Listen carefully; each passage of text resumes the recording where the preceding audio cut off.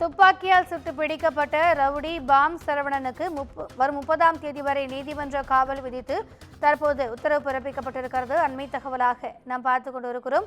கூடுதல் விவரங்களை எமது செய்தியாளர் சுப்பிரமணியன் வழங்க கேட்கலாம். வணக்கம் சுப்பிரமணியன், இது குறித்த கூடுதல் விவரங்கள். பிரபல ரவுடி பாம் சரவணனுக்கு 30 நாட்கள் நீதிமன்ற காவல் வழங்கி எழும்பூர் நீதிமன்றம் உத்தரவிட்டிருக்கிறது. சென்னை புளியந்தோப்பு பகுதியை சேர்ந்த பாம் சரவணன், இவர் மீது 30க்கும் மேற்பட்ட வழக்குகள் இருக்கிறது. 6 கொலை வழக்குகள் நிலுவையில் இருக்கிறது.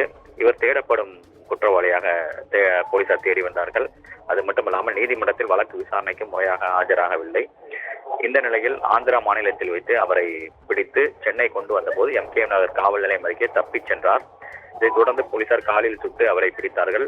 ஸ்டான்லி அரசு மருத்துவமனையில் சிகிச்சைக்காக பாம் சரவணன் அனுமதிக்கப்பட்டிருக்கிறார்.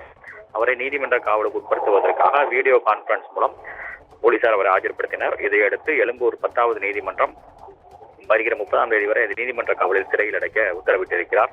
சிகிச்சை பெற்று வரக்கூடிய காரணத்தினால் அவர் கைதிகள் பிரிவு வார்டில் அனுமதிக்கப்பட்டிருக்கிறார். தொடர்ந்து அவருக்கு சிகிச்சை என்பது அளிக்கப்பட்டு வருகிறது.